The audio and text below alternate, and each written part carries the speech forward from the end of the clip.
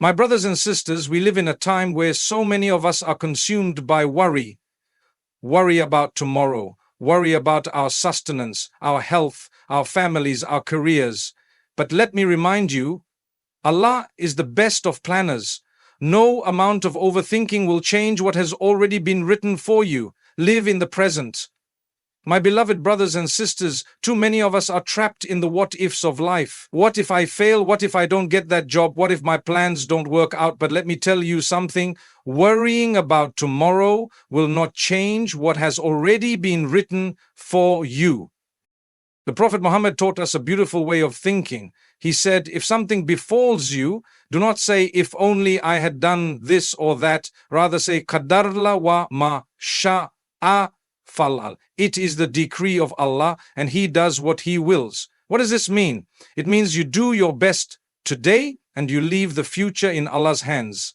You don't sit there regretting the past or fearing the future, because neither is in your control. How many times have we seen people so consumed by the future that they forget to enjoy the present? They have food on their table today, but they are worried about next week's meal. They have a roof over their heads today, but they stress about whether they will afford rent next month. My brothers and sisters, look at how Shaitan plays with our minds. He keeps us so focused on what we don't have tomorrow that we forget to appreciate what we have today. And you know what happens? When you don't live in the present, you miss out on the blessings that Allah is giving you right now. You miss out on the joy of praying peacefully because your mind is racing about something that hasn't even happened yet. You miss out on spending time with your family because you are busy worrying about things that Allah has already taken care of. You miss out on sleeping peacefully because you are anxious about something that may never even come. Allah tells us in the Quran, and do not be like those who forgot Allah, so He made them forget themselves. Surah Al-Hajj 50:19. This is deep. When you focus too much on what you cannot control, you end up forgetting yourself, your peace, your happiness. That's why the Prophet told us, do not wish for the future before it comes, because you do not know what good Allah has kept in it for you. Subhanallah, sometimes what we fear the most ends up being the best thing for us. Think about this. How many times in your life have you stressed over something and later you realized there was no need to? You lost a job, but a better one came. You were heartbroken, but Allah saved you from something harmful. You feared the worst, but Allah planned something amazing for you. My brothers and sisters, live today, smile, pray, and trust that your future is in the hands of the most merciful. Gratitude calms the heart. My beloved brothers and sisters, one of the greatest keys to inner peace is shukr, gratitude. Too often we worry about what we don't have, but we forget to appreciate what we do have. And you know what happens? We make ourselves miserable. We keep chasing after things, thinking, if only I had this, I would be happy. But the reality is, happiness is not in getting more, it's in appreciating what Allah has already given you. Look at what Allah says in the Quran. If you are grateful, I will surely increase you in favor. Allah is giving you a guarantee. The more you thank Him, the more He will bless you. Yet, many of us focus on what we lack instead of what we have. You see, the problem is not that we don't have enough. The problem is that we don't recognize what we have.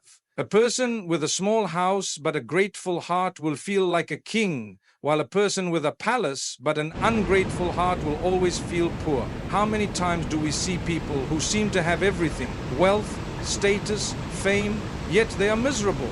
And how many times do we meet simple people with very little, but their faces glow with contentment? That is the power of gratitude. And let me tell you something, gratitude is not just about words, it's about attitude. When you truly appreciate what Allah has given you, you start using your blessings wisely. You start taking care of your health because you know it's a gift. You start respecting your parents because you know they are a blessing. You stop wasting food because you remember there are people going hungry. Gratitude is a way of life. My brothers and sisters, when you complain, you are focusing on what you don't have. But when you say Alhamdulillah, you are focusing on what you do have. And let me tell you, No matter what situation you are in, there is always something to say Alhamdulillah for. Dua and prayer are your shield. My beloved brothers and sisters, life is full of challenges. Some days, everything seems to be falling apart. You feel lost, uncertain, and anxious about what's coming next. But let me remind you of something powerful. You are never alone. As a believer, you have a shield, a protection, a direct link to the one who controls everything, dua and salah. Many times when we are struggling, we rush to people, we complain to friends, we post our worries online, we seek comfort in everything except the one who created us. But Allah tells us in the Quran, call upon me, I will respond to you. Surah Ghafir 40:60. Allah Himself is inviting you, just speak to Him.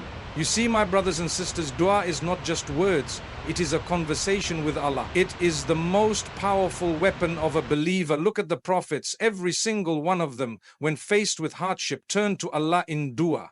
When Yunus was in the belly of the whale, he called out, La ilaha illa anta subhanaka inni kuntu minaz zalimin. There is no God but you. Glory be to you. Indeed, I was among the wrongdoers. And what did Allah do? He rescued him.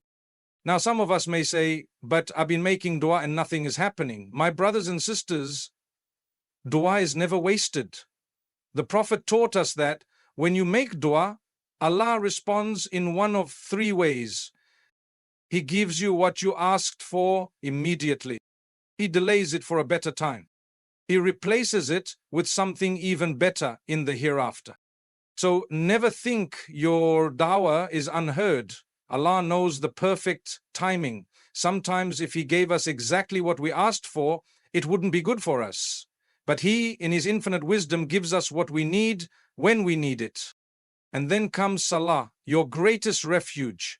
How many times have we seen people go through hardship, but when they pray, their hearts become calm? Because salah is not just a ritual, it is a direct meeting with Allah. 5 times a day, you have the opportunity to put your worries aside and stand before the one who can solve all your problems. The Prophet would rush to prayer whenever he was troubled. He didn't call a friend, he didn't sit in sorrow, he prayed. And in sujud, he found peace. My brothers and sisters, do not underestimate the power of your sujud. When the world feels heavy, put your head on the ground and let your heart rise. How can we be stressed when we have a Lord who is Ar-Rahman, the most merciful, Al-Wakil, the best disposer of affairs, Al-Fatah, the opener of doors? When you pray, you are not just going through movements, you are placing your trust in the one who can turn your hardship into ease in the blink of an eye. So, my brothers and sisters, no matter what you are facing, don't let go of da and salah. These are not just acts of worship. They are your lifeline. Your future is in good hands. My beloved brothers and sisters, how often do we find ourselves worrying about what's coming next? Will I get that job? Will I get married? Will I have enough money? What if things don't work out? We allow our minds to be consumed by fear and uncertainty. But let me remind you of something. Your future is already written, and it is in the hands of the most merciful, the best of planners. Allah tells us in the Quran, and to Allah belongs the unseen aspects of the heavens and the earth, and to Him will be returned the matter, all of it. So worship Him and rely upon Him. Surah Hud 11:12-3. Look at the words, all of it. Your rizq provision, your success, your happiness, your tests, your future, everything is under Allah's control. So why are we stressing over something that has already been taken care of? Let me ask you something, my brothers and sisters. Did you choose the day you were born? Did you control the family you were born into? No. Just like you had no control over your beginning, you also have no control over your future. But here is the beautiful part. The one who took care of you when you were in your mother's womb, without you even knowing how to ask, is the same one who will take care of you for the rest of your life. Many times, we make plans, but things don't go our way. And what happens? We become frustrated, we question, we stress. But have you ever looked back at your life and realized that some of the things you once desperately wanted would not have been good for you? Allah saved you from them. Maybe you didn't get that job because it would have taken you away from your deen. Maybe that relationship didn't work out because Allah had someone better for you. Maybe that delay in your plans was actually Allah protecting you from harm. You see, we only see the moment, but Allah sees the full picture. Imagine a child crying because his parents took away something harmful from him. He doesn't understand, but the parents do. In the same way, sometimes we don't understand why things happen, but Allah does. He knows what is best for you even when you don't. That is why, my brothers and sisters, you must learn to trust His plan. The Prophet said, know that if the entire world were to gather to benefit you, they would not be able to do so unless Allah has written it for you. And if they were to gather to harm you, they would not be able to do so unless Allah has decreed it. This means that no amount of stress will change what is already written. So, my beloved brothers and sisters, stop carrying a burden that is not yours to carry. Your future is not in your boss's hands, not in the economy's hands, not in anyone else's hands. It is in Allah's hands. And who better to take care of you than the one who created you with love and mercy? Trust in Allah's plan, my beloved brothers and sisters. How many times in life do we find ourselves questioning what's happening to us? Why didn't I get that job? Why is my life not going the way I planned? Why am I facing so many difficulties? But let me remind you of something beautiful. Allah's plan is always greater than our plans. Allah tells us in the Quran, perhaps you dislike something and it is good for you, and perhaps you love something and it is bad for you. And Allah knows while you do not know. Surah Al-Baqarah 221:6. This verse alone should bring peace to your heart. We see only a small part of the picture, but Allah sees the full story. The problem is, my brothers and sisters, we want to understand everything immediately. We want answers now. But trusting Allah means believing that even when things don't make sense, they are happening for a reason. You may not see it today, you may not understand it tomorrow, but one day you will look back and say, Subhanallah, that was Allah's plan all along. Let me remind you of Prophet Yusuf, thrown into a well, sold as a slave, wrongfully imprisoned, one test after another. If you only looked at those moments, you would think his life was full of suffering. But look at the end of the story. Allah raised him to a position of power, reunited him with his family, and honored him with wisdom and patience. Every hardship he faced was part of a bigger plan. Your story is no different. Look at the seed buried under the soil. It looks like it's been buried, but in reality it's being planted. And when the time is right, it will grow into something beautiful. So, my beloved brothers and sisters, stop overthinking, stop stressing. You were not created to carry the burden of the future alone. Work hard, make dua, and then trust that Allah will take care of the rest. Because no matter what happens, Allah's plan is always the best, even when we don't understand it.